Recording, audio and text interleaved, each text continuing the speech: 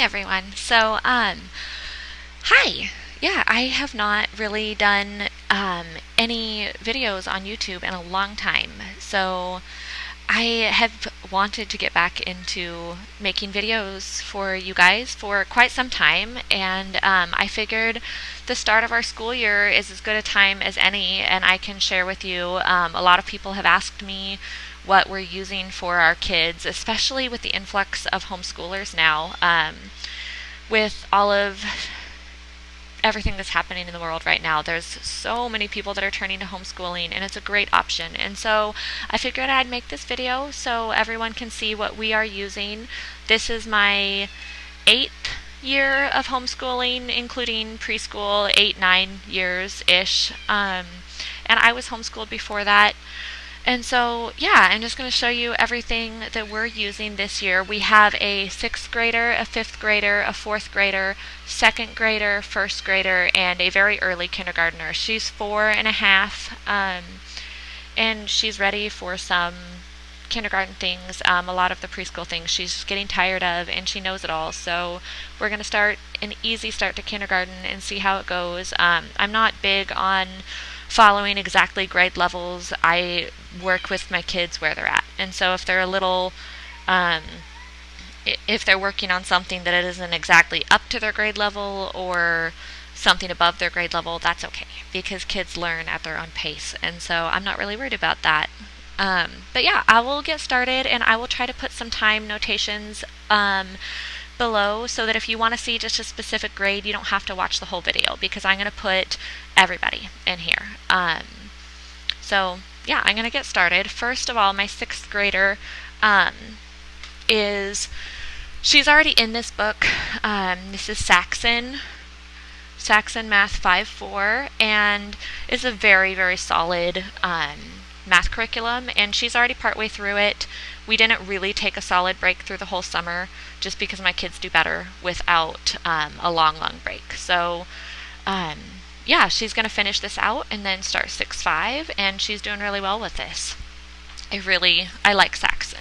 And then next is handwriting. I will interject.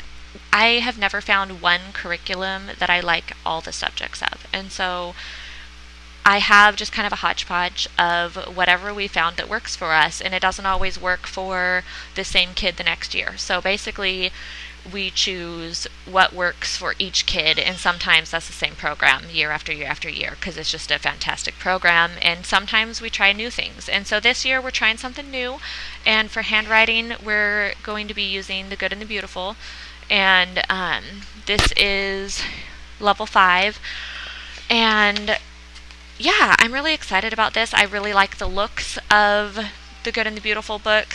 I just printed it on my laser printer, so there's no color, but I don't think it really needs the color. There's just little tiny bits here and there, so it's in black and white, and I think she'll do really well with this. Most of the kids are going to be using The Good and the Beautiful handwriting this year, and some other things.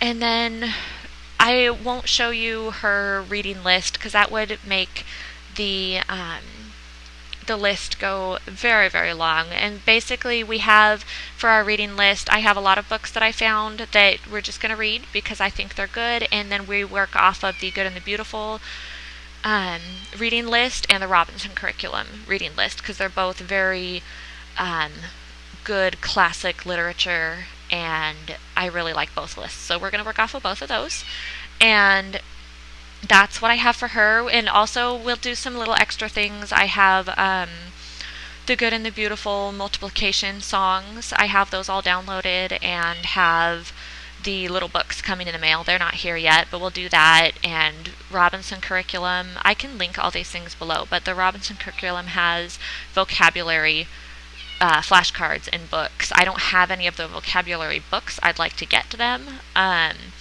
but I think I might be able to print them out. You know what? I should check on that. Most of the things in the Robinson curriculum you can print out, and they do have a lot of vocabulary flashcards, though, that I need to get printed to use for a lot of the kids. So yeah, those are her basics, and then after that we kind of let them choose what they want to do. We'll do some group projects together. We have some history, um, audiobooks and some history on CDs and some things like that, and I'm looking into some programs, but we're going to kind of take it easy and focus on the basics to begin with and then add things in as we go along. So yeah, that's that for her. And then for my fifth grader, I have the other one sitting over there. So I have teaching textbooks, and I have Math 4 here, but I have Math 5 on my shelf, and he was actually public schooled last year. He's been public schooled for a few years, and he's coming back to homeschooling, and I'm not exactly sure where he's at. He's done, over the summer, he has done a Star Wars math book, and he's been playing around with teaching textbooks just on the computer without the actual textbook, and I'm not exactly sure where he started, but it's not exactly his level. So what I have here are the teaching textbook placement tests, and so I haven't done these with him yet, but I will do that, and we'll decide if he needs to do 4 all over again or do part of 4, since, I mean, last year they stopped in the spring and did distance learning, and it was kind of at least in our case, it was a mess. And so we'll see where he needs to be, if he needs to finish a little bit of 4 or just start fresh with 5. So that's his math. And then we're trying out the Good and the Beautiful. For him, I just printed out, I had my mom print this one, and so I was waiting for a cable from my printer. So it's color, but this is just the first 4 weeks of lessons that they give free when they have stuff out of stock. And so we have these 4 weeks, and then once he's done with this, if he's doing really well with it, then I'll order the PDF and print out the rest of the book, and we can go from there. And if not, behind the Good and the Beautiful, we just have some of the Robinson curriculum sheets, and then we have some of the what is this? It's from Sarah Janice Brown, the Funschooling journals. We have Bible verses to copy, and so there's a Bible verse, and then you copy it down there. And so yeah, we just kind of skip back and forth. There's Robinson curriculum sheets, and then the Funschooling journal Bible verses. So yeah, that'll at least get him through a good month or 2 of writing, and then we can go from there, and I can get the next book if he really likes the Good and the Beautiful. So, and then again, with him, he has a stack of books that he'll be working through, and we'll be doing all of the extra things, but these are just individual subjects for them. So yeah, that's his basics right there, plus vocabulary and stuff. And then next is my 4th grader. So he is almost done with Math 3. He's been doing teaching textbooks, Math 3, and he just has a little bit left, and then he'll move on to Math 4. So yeah, there's his math. We really like teaching textbooks. I switched my daughter into math or Saxon 5-4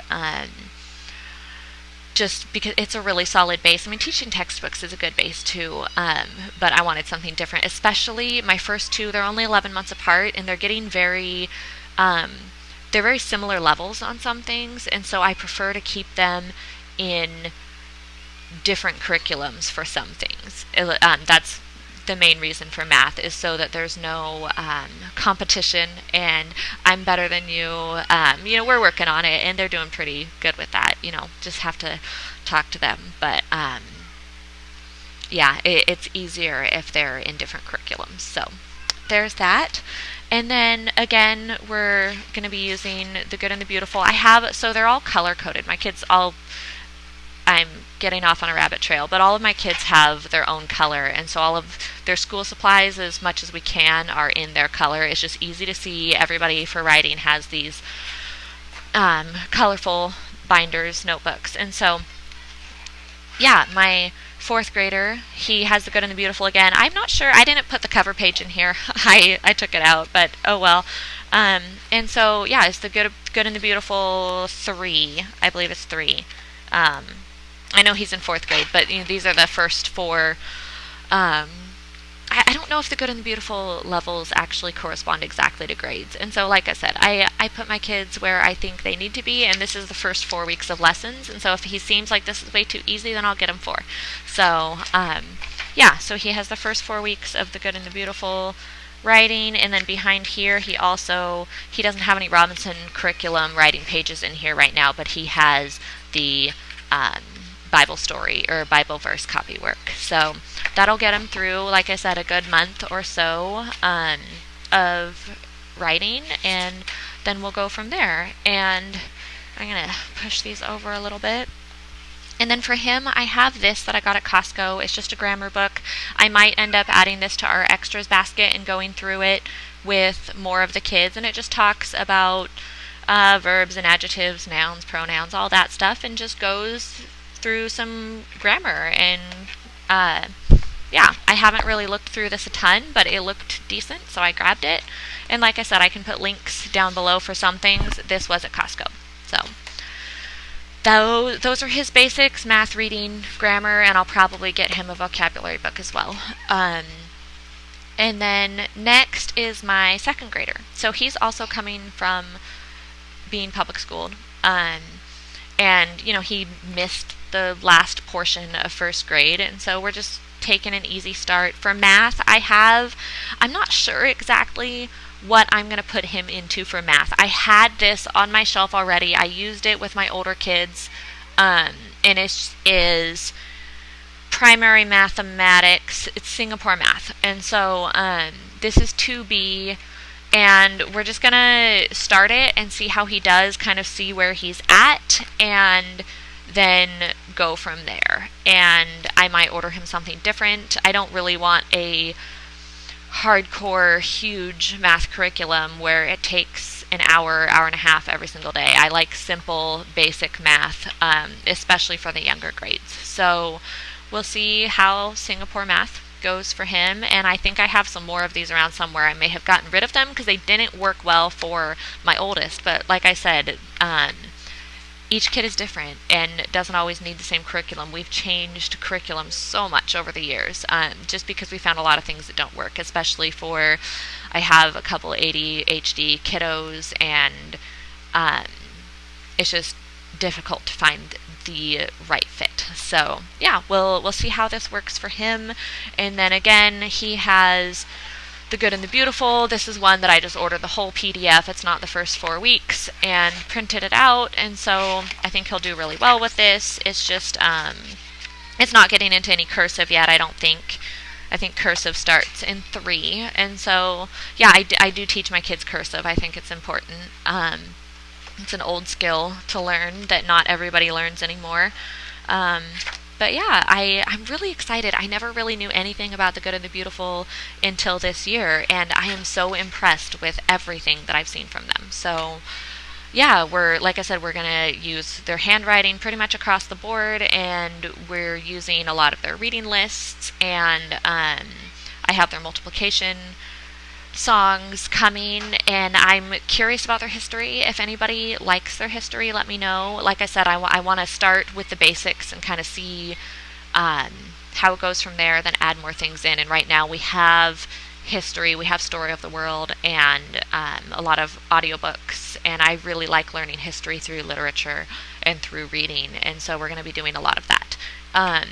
But yeah, if anybody likes the Good and the Beautiful history, let me know, and we might end up doing that. Oh, and also for my second grader, oh, look at that, there's my coat hooks and backpacks. I have my headphone cord in here because this is real life, and my kids come in and talk and go through the house, so I figured having the microphone would be a little better sound quality for you. I'm not fancy with videos, so I figured this might give me a leg up. But anyways, for my second grader, I also have this. I've always really liked these. They're from Costco. You can get them on Amazon too. They're Scholastic, and they're just a big workbook, and I don't really like them past second grade, but for preschool, kindergarten, first grade, and second grade's pretty good too. They're just nice extras and just repetition, and so I have that for him too, just to kind of play around with. And those are his basics. Next is my first grader.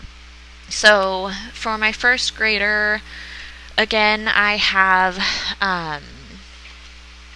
one of these for him from Costco. I don't think this one's Scholastic. No, this one is School Zone. And I think, you know what? I don't think I got this one from Costco. I think this one's from Amazon. It's just a big first grade book. But I think Costco has had these before too, because generally we've always got the big version.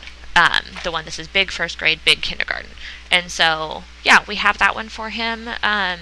Just has a lot of the basics. He's a little bit of a struggling learner, and so we're getting there. He's doing pretty good. We've done some outschool classes. That's another thing that we like to add in as we find classes that we like, is outschool. It's fantastic. It's like a video classes, and you can pick what teacher and what class you want in one-time class or an ongoing class. If you want to know more information about outschool, message me. Yeah, you can even get a discount if you have a referral, so I could send you a referral if you need it. Just know that if you use a referral, that person gets a credit towards a class too. So just in complete disclosure, I mean, if I give you a referral, I would get a credit too. So but anyways, yeah, I'd be happy to, if anybody wants to message me or comment about OutSchool and needs more information. I love OutSchool. We have some really great teachers on there that we do some classes with, especially my little ones. So anyways, another rabbit trail. So for my first grader, I've used this for a few of my kids. This is Phyllis Schlafly. It's a hard name. This is a first reader, and like I said, this has been through a few kids, and so it's kind of worse for wear, but it's, hang on, that little piece is getting stuck on the binder underneath. It's really nice. It's very heavily parent led, but I mean, any teaching to read is. So yeah, we're going to go through this with him and get him reading a little bit better than he is right now. Like I said, I don't mind if my kids read a little bit later. Some of them have read earlier than others, but it's just as they're ready. And my first grader, yeah, he's not quite there, but he's almost there. And then to go along with that, he's not going to use the Good and the Beautiful, because we have this first reader workbook that goes along with the first reader text. And so it's just easy. It's nice because you copy the letters, and then it just has words that are that start with A, and there's a couple in here that don't start with A, and they have to figure out those. And it's just very simple, and I really, really like this. And so, yeah, we're gonna use that for him. And those are his basics, plus, you know, he's doing an OutSchool class with letter recognition and things like that, and just games and life learning for him. And that's it for him. Then my preschool / kindergartner, like I said, she's preschool age, but she's kind of ready for some kindergarten stuff. So we're just going to do what she's ready for. She is going to use the Good and the Beautiful handwriting kindergarten. I wasn't going to get this for her, but a friend of mine had ordered a couple and decided against them, and so I got them from her. And yeah, it's just a cute little book, and we're going to use it. I mean, since almost everyone else is, then she can too, and she can feel all excited and special that she gets to use the same stuff as the big kids. And then here, it's another one from Costco. This is yet another brand of just a big workbook, and it has just lots of different things, mazes, dot-to-dots, coloring, stuff like that. Yeah, so we'll do that with her. And then with my little ones, especially emerging readers, we just do a lot of reading and a lot of read alouds and reading with mama, and a lot of stuff over here. Like, we have these letter boards and number boards that she does, and acorn counting kit, and I have this. It's actually crafting stuff, but it's just a whole bunch of letters, and we spell out words and stuff like that. And then I have other things up here that she can play with and just kind of explore and see where she's at. And then in here, in her folder, I have some free printables that I had got a while back that I put in here. This is a Very Hungry Caterpillar learning packet, and it's just cutting and drawing and shapes and letters and things like that. And the caterpillar ate a pear on Tuesday, and just some fun worksheets for her to do. And then I don't remember, I think I got this at Target. We actually, you can hear my kids in the background, they're out in the backyard, I think sword fighting or lightsabers or something. But anyways, she saw this and really, really wanted it, and so we got this. It's vowels, and it has a whole bunch of different things to do. It has some owls with different things. I am an A word, or I'm a short A word, I'm a long A word, stuff like that.